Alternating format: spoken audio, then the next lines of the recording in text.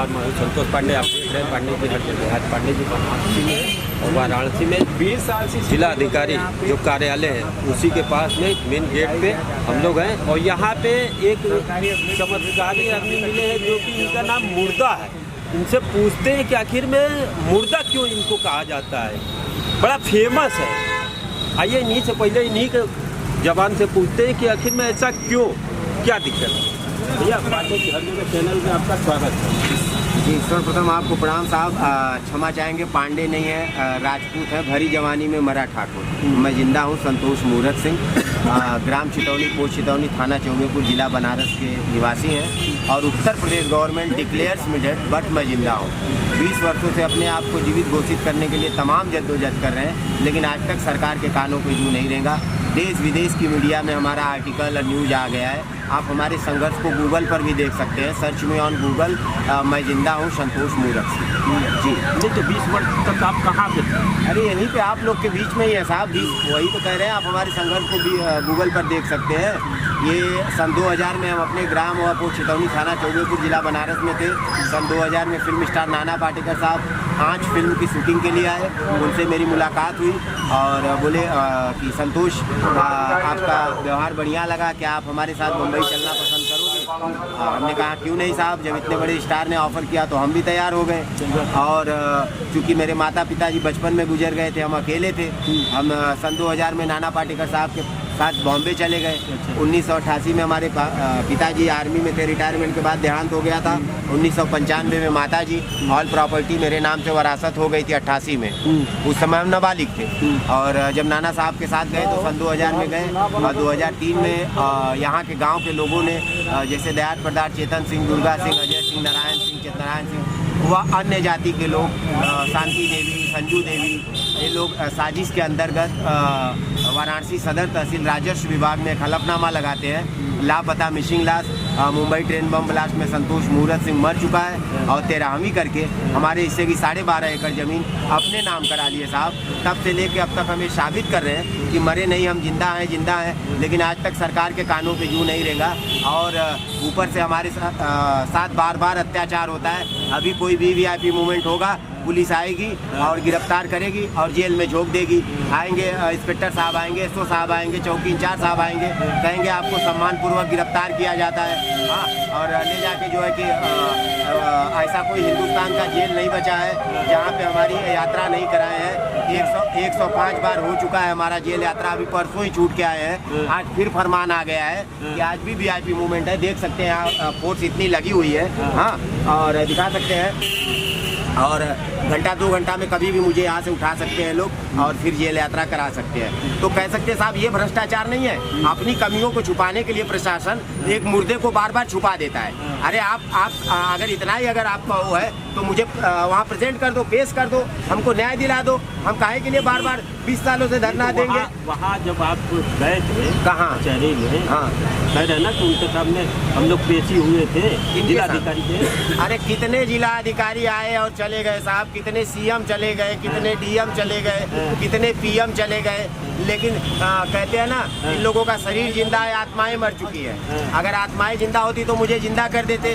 देश विदेश के मीडिया में डोनाल्ड ट्रंप जैसे व्यक्ति मेरे मुद्दे पे कमेंट करते हैं कि डेड मैन अलाइव, संतोष मूरत सिंह, क्या भारत मुर्दों का देश है? मैं क्या बोलूं, बताइए साहब, मैं क्या बोलूं? मेरा भारत देश मान कि आपका भारत देश मान, मैं तो कुछ नहीं बोल पाता हूं। बोले साहब पहले तो नहीं था लेकिन अब होते जा रहा है भारत मुर्दों का देश। और देश विदेश की मीडिया, अल जजीरा, बीबीसी, गल्फ न्यूज, हर न्यूज पे जो है कि आप देख सकते हैं गूगल पे सर्च करके। और आए दिन पुलिस हमको परेशान भी करती है, मारती है, पीटती है। पुलिस वाले जो है कि मुर्दे पे लाठी चार्ज भी करने, मतलब जिंदों पे तो नहीं आजमा पा रहे, मुर्दे पे लाठी चार्ज भी करके अभी नहीं जाऊँगा, यहीं से घसीट के ले जाएंगे, मार के ले जाएंगे। यहाँ अगर पब्लिक पैलेस में नहीं मारेंगे, नहीं घसीटेंगे तो साइड में कोपचे में ले जाके मारेंगे। मेरे शरीर का एक भी पार्ट जो है सही सलामत नहीं। और बहुत अंदर की बात बता रहा हूँ, लाइव रिपोर्ट के हिसाब से ये लोग मुझे कुछ दिन में पागल भी घोषित कर देंगे।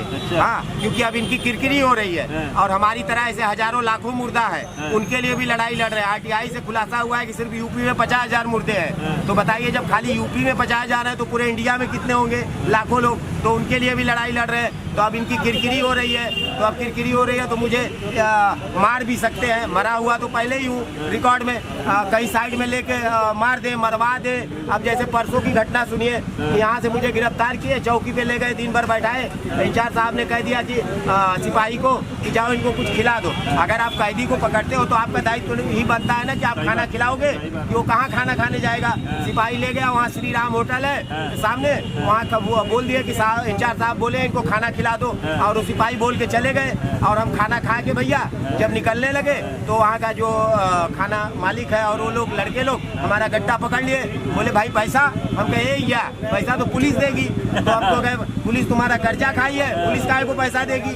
अब हम हक्का बक्का हो गए। अब हम कहे तो क्या कहे, हम कहे साहब पुलिस ही तो बोल के गई थी। तो अच्छा हुआ साहब, वहाँ एक पत्रकार महोदय थे, वो पूरे घटनाक्रम को शुरू से देख रहे थे, उन्होंने आया कवरेज किया, फिर इंचार्ज साहब के पास ले गए और कहे कि देखो ऐसी ऐसी घटना हो गई। तब से अब मुझे पुलिस वालों पे भी भरोसा नहीं है। मतलब अपने तो पीटते ही हैं और रस्सी को सांप बनाने में ये लोग एक्सपर्ट हैं। कब कहाँ कैसे पता लगल अपने पीटन है, ले जाके वहाँ खाना खिवा के अपने निकल लेना, बर्तन माजे के नौबत हमारा आ गई। बतावा ये तो स्थिति है साहब। हाँ, और मतलब कैसे खुद को साबित करे मैं हूँ कंकाल या हूँ इंसान, इस बात का फैसला कौन करे। जिस देश में मुर्दा जिंदा हो वो है मेरा भारत देश महान। हाँ, मैं कहाँ जाऊँ, किससे कहूँ, मेरी पीड़ा को, मेरे तकलीफ को समझने वाला कौन है। बोले आप सेलिब्रिटी हो। अरे ऐसे सेलिब्रिटी का क्या करूँ, अचार डालूँ। मेरे जीवन पे, मेरे बायोपिक पे सलमान खान साहब भी मूवी बना चुके हैं। जीवन हमारा व्यवसाय तुम्हारा सलमान खान बॉलीवुड में कर चुके हैं, और गांव में मरा हुआ घोषित करके जमीन हमारी कब्जा तुम्हारा गांव के लोगों ने दयाद प्रदान ने कर लिया है। बताइए ऐसे पल में हम किससे गुहार लगाने जाएं। बोले रक्षा की भक्षक बना हुआ है। अभी इनके पास हम अपना प्रार्थना पत्र लेके जाते हैं, बोले बहुत सही मैं जिंदा हूँ, आ गए, आ जाओ आज VIP मूवमेंट है।